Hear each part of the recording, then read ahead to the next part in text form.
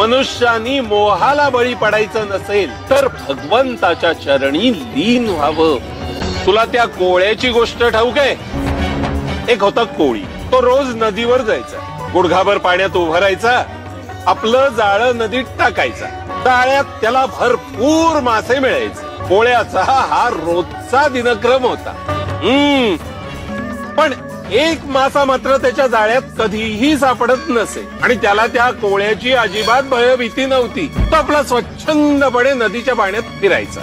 बाकीचे सगळे मासे जीवाला घाबरून असायचे.